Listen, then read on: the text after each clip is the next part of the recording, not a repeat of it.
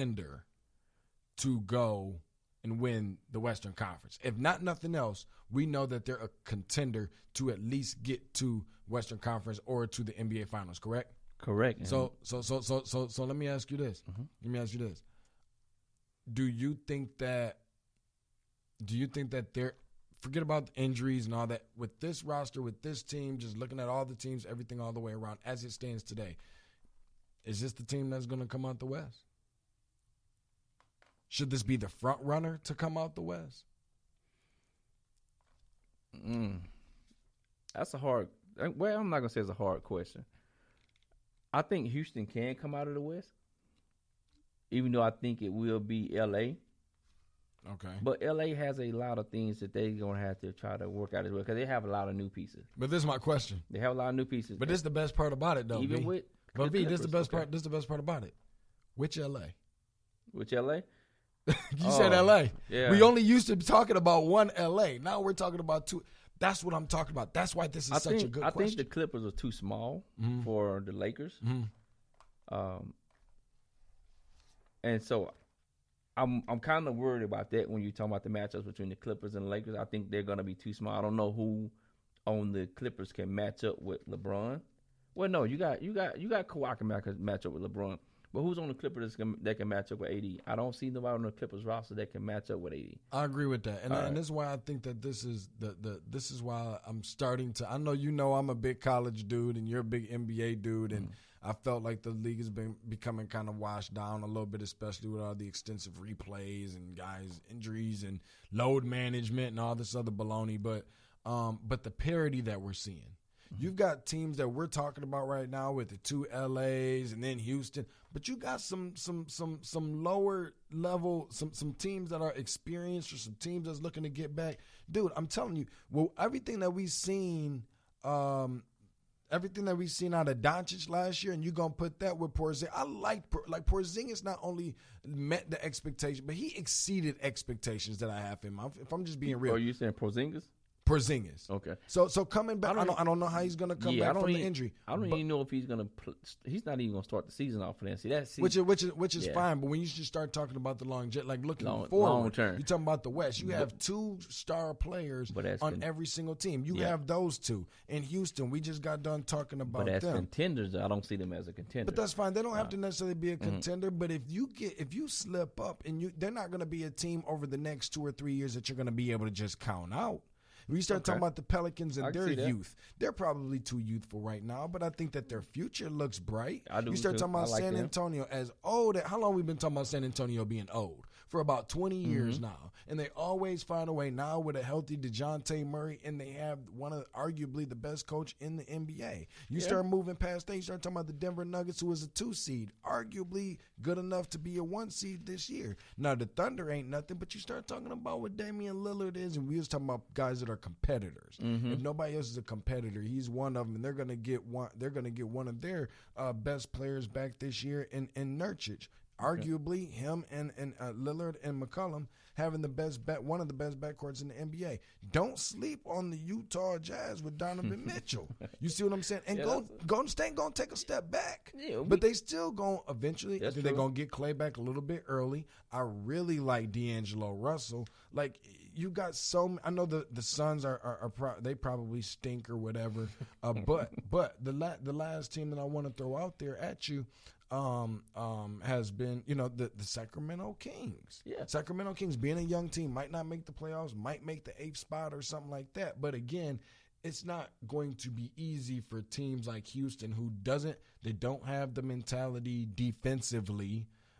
They just want to go out there and basically Pac-12 football, Pac-12 basketball you. They just want to go out there and plan to score more points. But if they play up against a team the way that they did 2 years ago, like they did at Golden State, and I forgot what game it was, Game 6 or Game 7, whichever one it was, Western Conference Finals, and they missed 27. You remember this game because you lost that bet to me. You remember, BT. Don't play. I don't know nothing about this bet you talking about. Okay, play if you want. They missed 27 straight.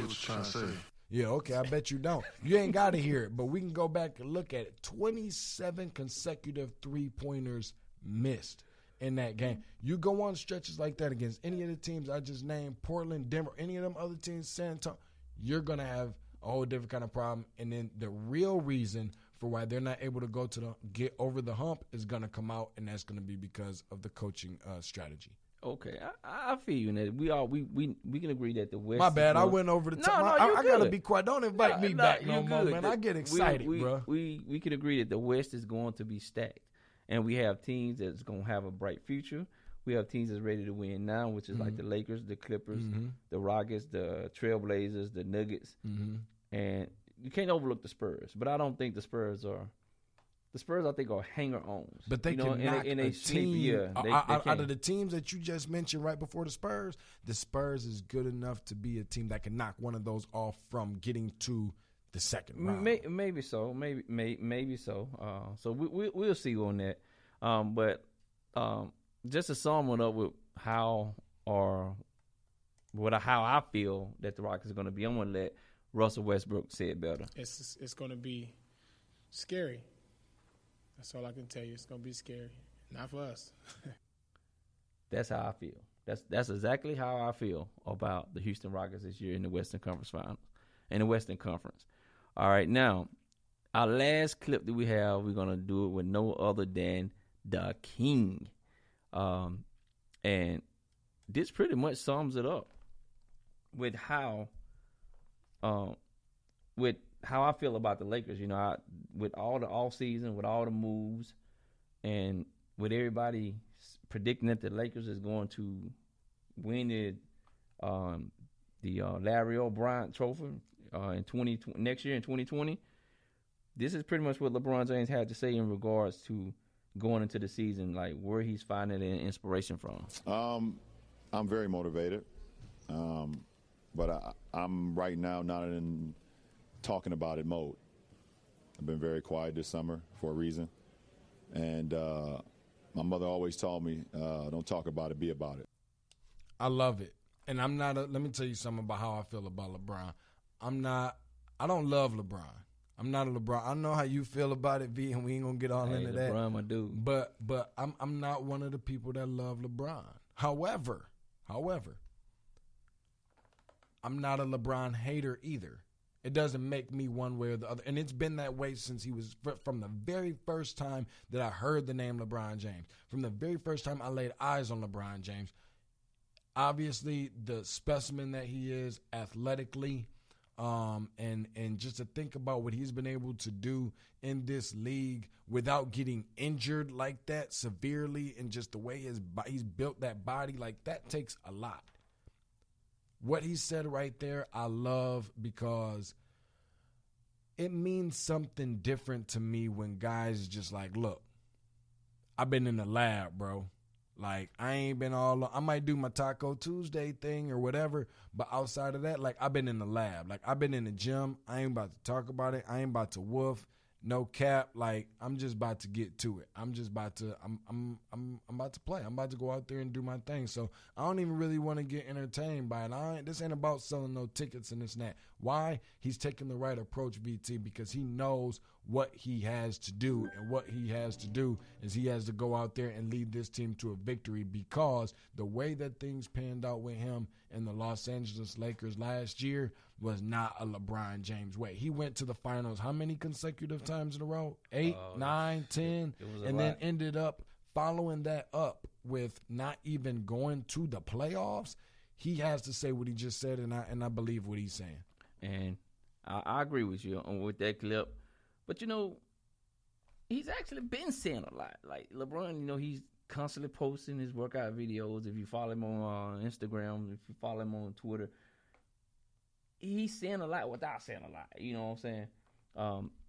So I'm just interested to see. A lot of people feel like he's maybe going to fall off the wagon because he's getting older. So that's going to be interesting to see. But what he did say is all good as far as just getting it done without doing all the talking, just getting it done.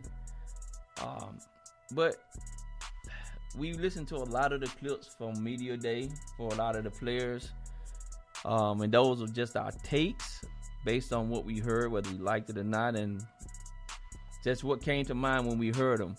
That was a long NBA segment, which, hey, I'm not mad at. We love the NBA. We love hoops. But we're going to get ready to get on up out of here. Tate, man, I appreciate you coming in, man, talking hoops today with me, okay? You see, I'm in here taking selfies, man. I'm just excited to be up in here with my boy VT talking some hoops, man. Just, it's always good when you have another person that got the same passion and love for the hoops the same way you do. Here in the South where football reigns supreme, but we still on our hoops tip, and I love it, man. Make sure y'all go ahead and don't forget to follow at Tate's Take Hoops, at TATESTAKEHOOPS. Definitely do that. Don't forget, man. And Tate, man, I hope we can do it again another time. Just put a date on it. That's what Yo Gotti is saying. That's why we playing it. Put a date on it. Put a date on your favorite NBA game that you looking to watch. Subscribe to League Pass. Whatever you have to do to watch this NBA season, because it's going to be all that but you can believe that. I believe it, but you got to believe it for yourself. So don't forget to watch. The NBA season starts October the 22nd. It's going to start off with the Clippers and the Lakers. And I forgot the other team, but definitely don't forget to tune in. I don't know how many days is left. I think the Pelicans is playing somebody on opening day. The Pelicans are playing Toronto. That's right. Champions, Toronto. That's right. See, it's good to have me here, baby. Exactly. It's good to have me here. I'm more than just college hoops, baby. Man, I know that's right. But it's the Hoops Outsiders podcast. We'll be back next week. Don't forget to subscribe to the podcast, and don't forget to follow us both on Instagram and Twitter. We'll be back at you next week. Yep.